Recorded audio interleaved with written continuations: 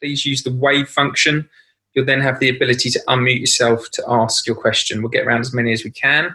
We're going to start with Paul Gilmore at Sky Sports News. Hi, Frank. Hi, Paul. Frank, Liverpool will obviously lift the trophy after a game that matters so much to Chelsea. As a 3-time Premier League champion yourself, how difficult or easy was it to get motivated for games after the league was won? Well, it does change the face of it. I think Liverpool have had an incredible campaign. Maybe it's normal sometimes when you succeed and get over the line like they have in such great fashion that there can be a small dip. Which they've had a little bit in results because they were so virtually unbeatable for a big period. I don't consider that though. I only consider the strong Liverpool that we've seen for the big parts of the season. That's the Liverpool I expect. On specific players in the squad, what's your position on Callum Hudson-Odoi and his quest for game time? How do you think his game is progressing at Chelsea? Yeah, I've spoken about Callum a lot. He needs to keep training at the highest level, which is actually what I've seen him doing, particularly in the last week or 10 days. In the 2 games he's come on, he's had good impacts in the last 2 performances.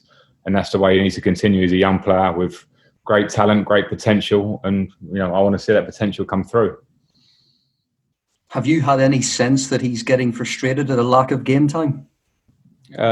No, but I'd expect all my players to want to play as much as they can. So only as much as I'd expect anyone else. I have a squad here to pick. I pick a lot on how players train and daily and what they can give us and how when they either come on or when they start games, what they give us. So it's the same as every other player.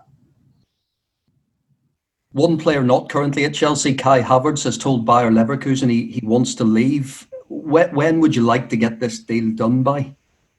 I'm not talking about Kai Havertz. I've said before he's a player of another team. I'm looking at a game tomorrow that is so huge for this club. The last thing I want to do is talk about players of other teams. Generally speaking, are you finding your reputation as a player is helping you talk players into joining Chelsea? No. Again, it's not a question for my opinion on that. If I work for this club, I want to get the best out of the group that I have. And if we're looking at bringing in players, if there's a time to speak to them, you just want to speak about the vision and what you want for the club. And when I get the opportunity to do that, I'll do that hopefully with a lot of passion and feeling and an idea of what I want. And that's normal part of the course. I remember those being a player and having certain conversations like that at different times with managers or people in football, and it's an important thing. You want to, as a player, you want to join something that is you're going somewhere, and aggressively you want to get to a target, and that's the only way I will speak to players, either that I get the opportunity to speak to or my own players. We all have to feel that the vision and idea of playing for Chelsea is a really positive one, and my job sometimes is to say that. Okay, we'll go to Alistair McGowan now, BBC 5 Live. Hi Frank, how you doing? Hi, good, thank you. I just wondered, obviously, you brought in Timo Werner and Hakim Ziyech this season already. Are you looking to boost your squad from an attacking sense this summer, given that you've already brought in 2 high-profile players? We will cross that in the summer. The idea of the 2 players we brought in, of course, they're attacking talents, and you bring in players like that to try and improve what you have at your disposal. Now, we know there may be players moving on naturally, ending contracts. And we know it's something where I feel, and I've spoken about a lot this year, that in certain games where we've had a lot of possession and of a ball and chances created to a high level, and we maybe haven't quite done that. So I think those 2 signings are hopefully going to add to us in that case. And then after that, what comes in the summer comes after the next few huge games for us.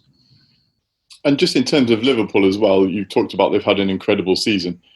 How much or how far did Chelsea have to go to try and catch a team like Liverpool if you want to be champions or champion contenders, really?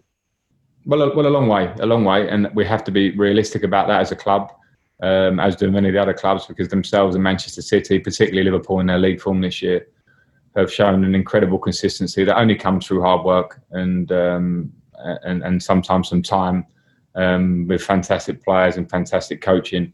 And we're at a different, point in the curve, and we have to look and respect that and work towards it. But you're talking about probably the two best club teams in world football, up there with, maybe a couple of others in European football, but they're right up there. And that's the difference. And the points don't lie over the last few seasons. So be realistic, but we have to have strong targets and we want to close that gap.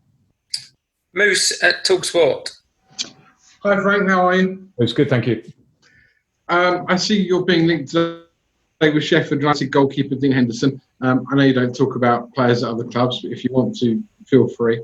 But my first question is about Sheffield United and Norwich. Your performances against them were below par, I think you'd admit. Yet the weekend you were absolutely magnificent against United. Is that because you've got a young team and sometimes you're just going to get that, a disappointing performance followed by one that probably leaves you thinking this is exactly what we need from the last two games to qualify for the Champions League? I wouldn't put it on a young team necessarily, Moose, because I don't think I'm always picking a young team. There might be young elements to it, but I think that's been a part of the story. I wouldn't want to directly relate it to Sheffield United and Norwich. I think it's probably more where we are at, and I've spoken a lot about this year, and particularly recently. Some days after a good result, I think feels rosy, and we have a team to take on everybody and a team to take on the quality of Manchester United. And after Sheffield United, everything's terrible. My job is to kind of try and stay somewhere in the middle and see a longer picture, a longer game, and work towards that. Inconsistently generally comes when teams are in a process. I think we saw it with the teams now. Liverpool won, banging out win after win after win a few years ago. They've worked towards that. So we just have to understand where we're at. We'll fight against it for sure, that we have to try and replicate that mentality and quality and work ethic that we produced against Manchester United more. We've shown it in parts, but that will come with work, I strongly believe. And my final question is almost in two parts. If you win the next two games, you're in the Champions League. Was that the absolute number one goal going into the season? I know you can still win a trophy, but was the number one goal when you arrived a year ago to get in the Champions League? And if you manage it, does that take you a step closer to being challengers for the title next year? I think it was... We have to say it was the number one goal at the start of the season because it's the competition that's in front of you at the start. It's a competition that you have to have and produce the most consistency, which generally means the top teams come to the top. Cup competitions can be slightly different. And it's a gauge of where you are as a club, and it's the prestige of wanting to stay in the Champions League. We've done it a lot over the last 10 or 15 years at Chelsea. This year, I think it probably was the most testing time to try and be in there. So if we do, I'll be happy. Does it mean we'll be challenging for the league next year? No, it just means that we've made, I think, a really good step this year if we get there. And then we have to go, okay, how do we bridge that gap, which still remains a lot of points. So it's hopefully we'll be positive. We're not there yet, and there'll be much more work to do after that. James Burford, PLP. Frank, now that fifth sort of no longer offers up a Champions League place, have you felt the pressure notch up for these last few games? Not particularly. I always presumed that it would be top four because I thought that was the best base point to be at. So I remained there, and we're obviously still there, and now we're there as a fact. So we work the same way. We don't look too far ahead. Considering we're coming towards the end now, it's very clear what the objective is. So the pressure remains the same. There's pressure on Chelsea to try and get in the Champions League. Now we know it's top four. That just is what it is. And given that the James, we've got to move on. I'm sorry, it's only one each now. Nazar Kinsella, goal.com. Hi, Frank. I wanted to ask sort of two questions. Just a quick one with Pedro. One, please, Nazar. We've got to keep quick. Thank you. All right. Okay. With Willian and Pedro, have you had assurances that they can complete the season with their short-term deals? You've got the FA Cup final and Champions League a bit later now in August. You've hacked Nazar. You caught me on the hop with that one a little bit. I have a presumption that they will do. I don't want to say something that I get wrong because I'm probably looking at Liverpool and Wolves ahead of anything else. But thanks for reminding me. I'll make sure that we've obviously seen the value of not just Willian on the pitch in this restart. Pedro hasn't played so much, but the value of their experience. So I clearly would hope that they stay with us right till the end. I think that would be the thing that club and player wants. Okay, last two. One for James Ollie and then one for Nick Puel. Frank, hello. It's just a question about goalkeepers. The two most expensive goalkeepers in the world presumably will be on the pitch tomorrow if Alisson and Kepa both start. I just wanted to ask you what you value in a modern day goalkeeper and whether you think Kepa can still get to that level to establish himself as your number one in the long term.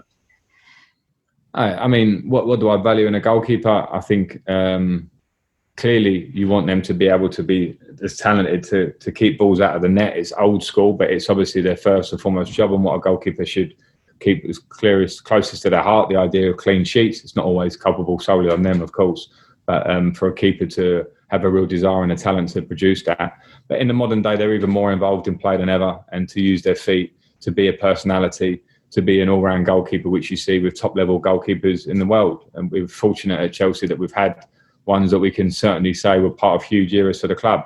That has to be Kepa's desire, to be that person for this club and to be a goalkeeper that in his own right he can say he's a huge part of a successful team. So it's not just on Kepa, that of course, but in his own way, that's what he has to believe and work towards. Okay, last question in this section. Nick Purewall. Hi Frank, can I just check on team news for the weekend? Will N'Golo be okay? And sorry, not the weekend, but tomorrow. But and then also, will you give Liverpool a guard of honour, and will you watch the trophy presentation? N'Golo is not fit. He's not ready for this game. I'm very happy to give a guard of honour for a team that deserve it, having won the league in such style as well. With the trophy, I completely respect their trophy lift. I don't know. That will depend on circumstance after the game. But we go there with huge respect. It's, we're competitive here, but you have to understand the team's won the league well, and we'll handle that in the right way, but focus on the game. Okay, that's the end of the broadcast section. Thanks for that. We're going to move on to the dailies, and we're going to